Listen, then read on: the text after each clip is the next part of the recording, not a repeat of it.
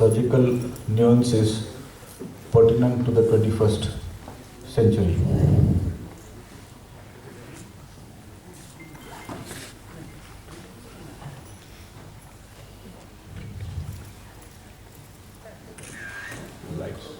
Good afternoon, everybody. I hope everyone had a good lunch. And let's start with something more complex. Actually, although the talk says it's about clip reconstruction, I'm going to be a bit broader than that.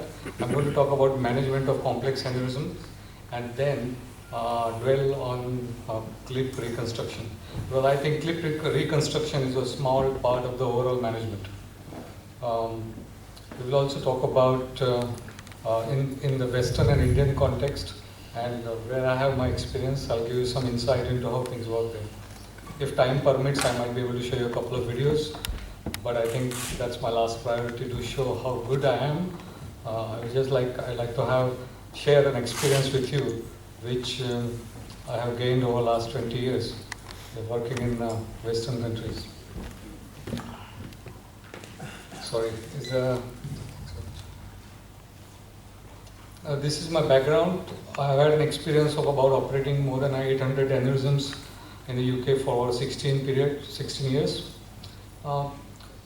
It just happened, I was fortunate enough to work in an institute as a consultant and director of neurovascular surgery, where there was a heavy workload of subarachnoid hemorrhage patients. Since I came back to India in 2010, late 2010, I've had an experience of 19, now 20 aneurysms. They have been operated in 4 different institutes in India. These are the people who, well, I was in earlier years, I used to seek some help from. These include Axel Porneski, a very good friend of mine, who's no more anymore, and Chris Pigeon from Dublin, who always give me some insight into skull-based approaches. Peter Kirkpatrick, who I often thought got some advice about bypass surgeries, and Thomas Fannin, Howard Bryden, Daniel Barrow, and Mahmood Kamal. Kamal actually has been my trainee, a fellow who was excellent at neuroendoscopy, and we made full of use of his experience in aneurysm surgery. The preparation for any training requires 2 things. First of all, lab preparation. Here is where I was often used to train in Royal College of Surgeons lab in London, and of course, good mentorship, especially in initial years. So what is a complex aneurysm?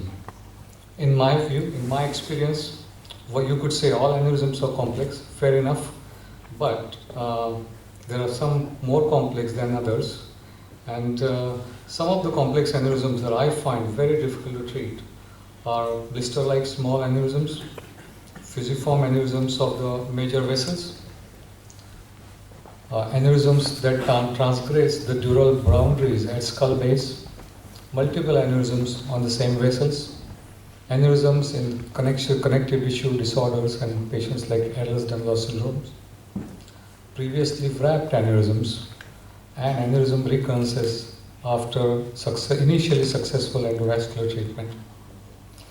Giant aneurysms are not necessarily all that difficult compared to some of the other aneurysms, in my view.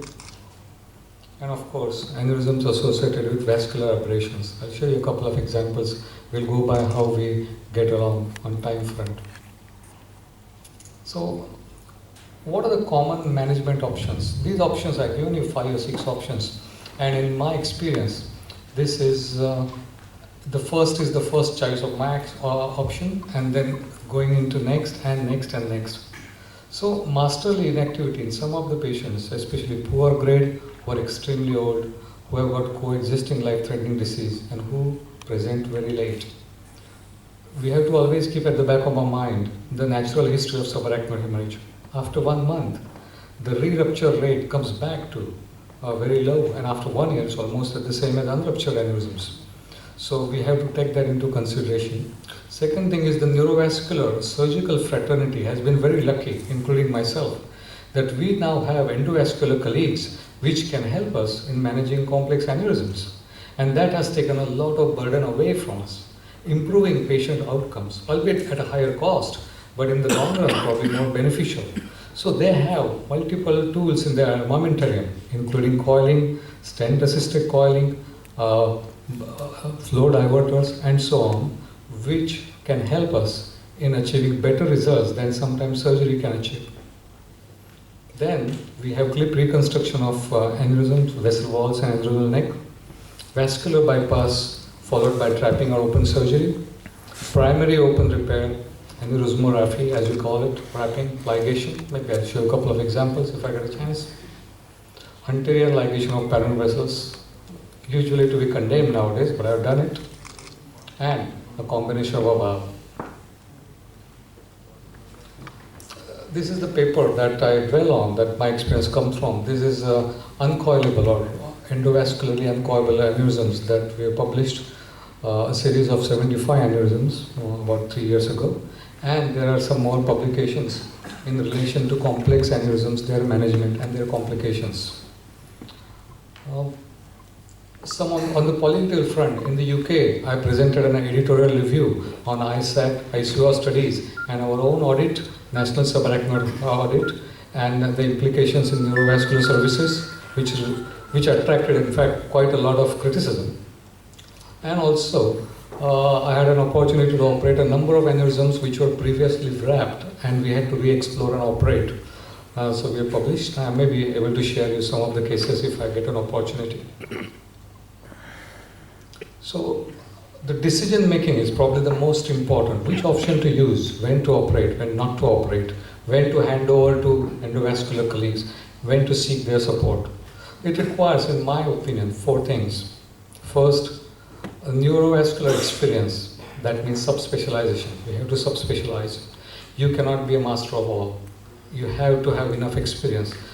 Our careers of 25, 30 years is not enough to get that experience if you operate on everything. So we have to subspecialize. Facilities, infrastructure, funding, and human resources, very important. Multidisciplinary team input, because we cannot take all the decisions by ourselves. We cannot be expert of every part of neurovascular treatment. We have to have a multidisciplinary team. And last, but not least, operator skills in the treatment option that you select. So all the aneurysms that I get, and I have got, they always discussed, or I'm talking about the complex aneurysms, they always discussed with my neurointerventional colleagues before I embark on surgical treatment. As far as these 4 factors are concerned, my 2 years of experience says that Indian neurosciences has a long way to go to accomplish these.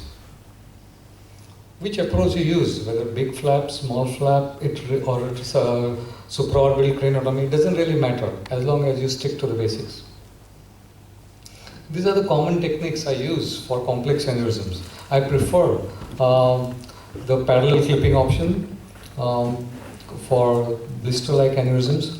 For larger aneurysms, I prefer horizontal clipping so that the vessel patency is maintained and the bifurcation is preserved. And one more, as the days pass by, we are going to come across more and more aneurysms which have been treated previously by endovascular means. They themselves pose a distinguished, unique difficulty in management, both for endovascular surgeons and for us. I think that's a separate talk altogether. I'm not going to dwell into it much, but maybe I'll show you a couple of cases. In general, if you want to take one message, if you're new in operating complex aneurysms or haven't got yet experience yet, these are the few rules I think are important. First of all, no matter what you use, what approach you use, make sure your microscopic vision is parallel to the skull base. You do not require long, huge skull base approaches and taking out maxilla and zygomatic arch and orbit. Generous splitting of Sylvian fissure, always, in my opinion. I do that even for anterior communicating artery aneurysms. Do not drain excessive CSF. CSF keeps the vessels healthy. Let the arachnoid float so that your dissection becomes easier.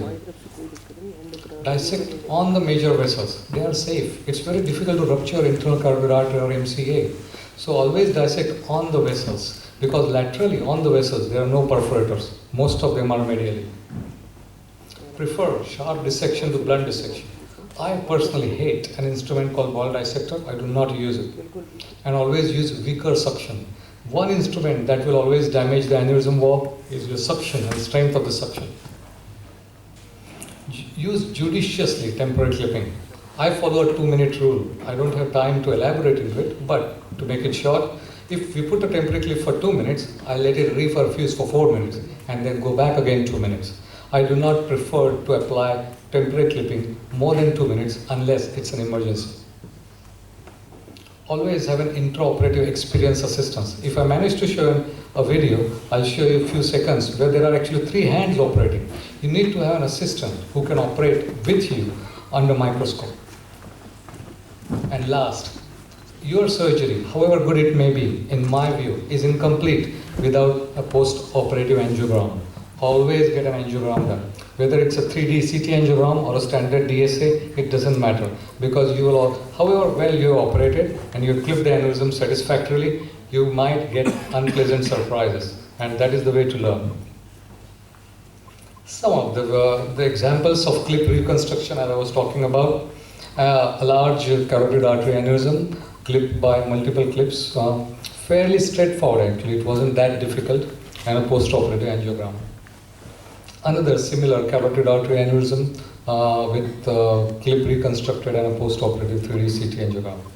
Something about Sun clip, I find them very useful. In my view, the use of Sun clip is quite restricted nowadays. It has its own disadvantages, but whenever you need a Sun clip, it can do wonders. Preserve your patency, can be very quick, take care of the aneurysm, and leave the perforators behind.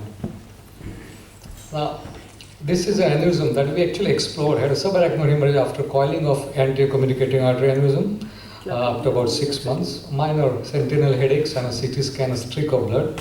We opened it assuming that actually the anterior communicating artery aneurysm that was coiled initially, fully, had a reblade.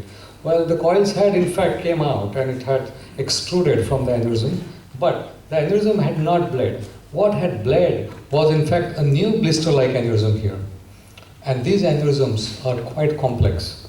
This aneurysm is complex to treat because it's at the junction of dominant A1, A2 and anterior communicating artery.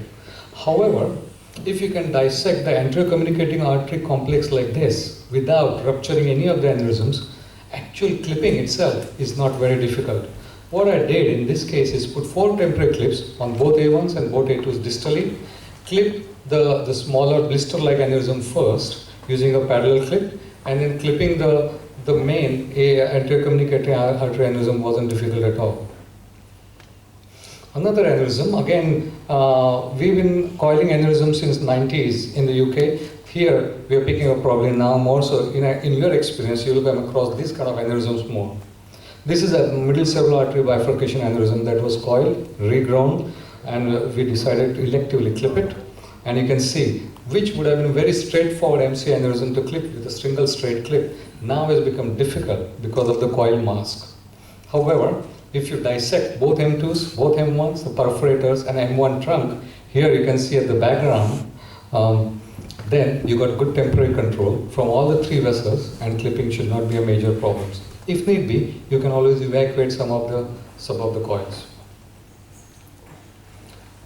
Complex aneurysms are with those with hematomas also pose their unique challenges. I had a series of some 38, 40 aneurysmal hematomas, which is published in British Journal of Neurosurgery. I'm not going to go into details of that because actually the surgical principles remain more or less the same. I prefer not to evacuate the hematoma first. I go for the aneurysm first, get it clipped, and then through it, I enter into the hematoma.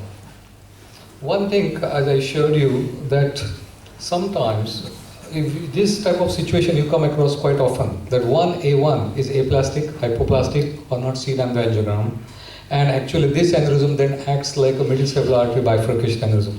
Essentially, the aneurysm that you see here in the picture is anterior cerebral artery, dominant right ACA artery bifurcation aneurysm feeding both A1s.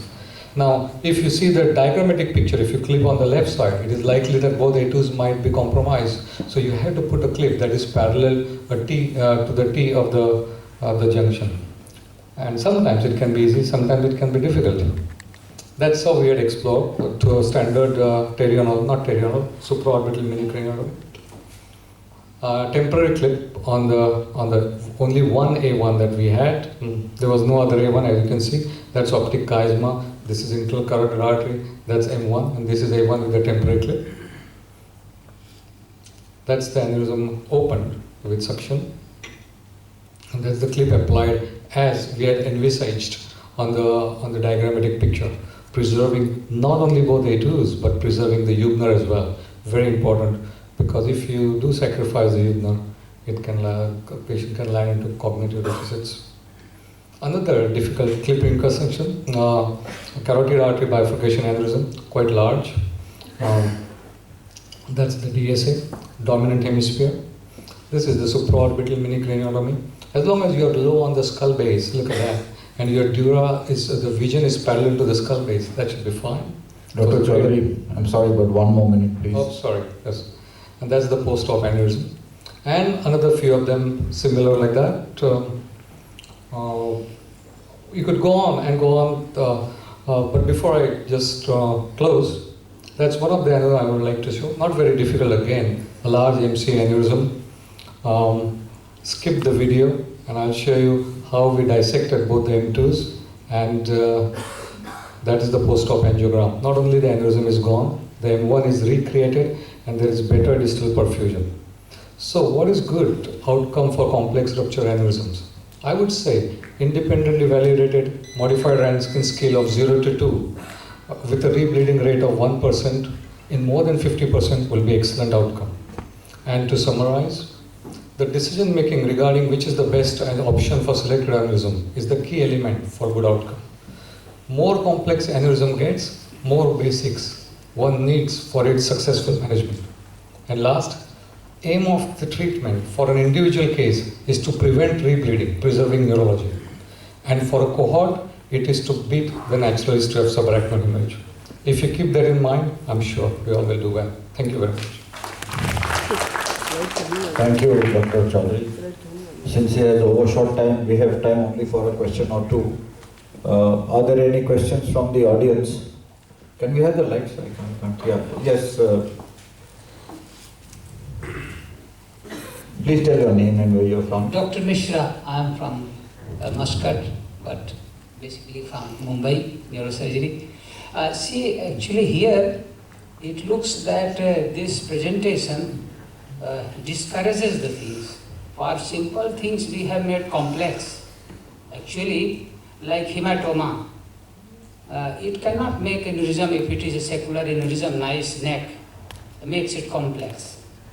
So, actually very many criteria for the complex, they can come into simple category, and actually based on the surgeon's skill also.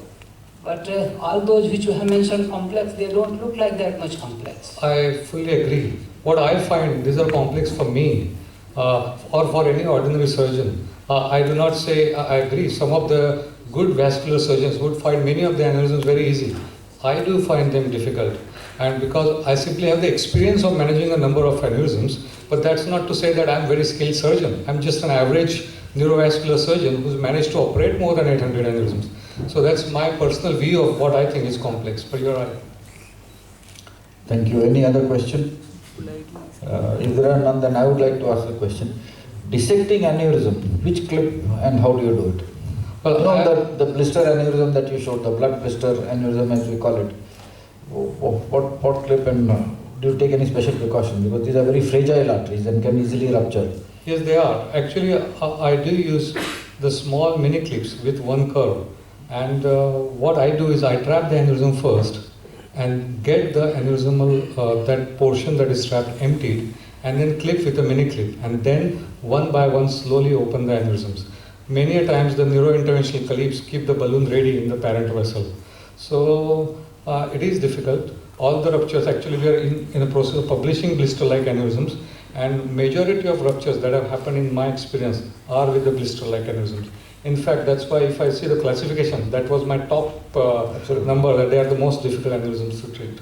But with the interventional stent-assisted coiling and flow diverter, maybe they will not be as difficult for jointly to manage as used to be. Thank you, Dr. Choudhary. Since there are no more questions, I think we'll go on to the next one, which is by Dr. Firas Hamadi. Is he here, Dr.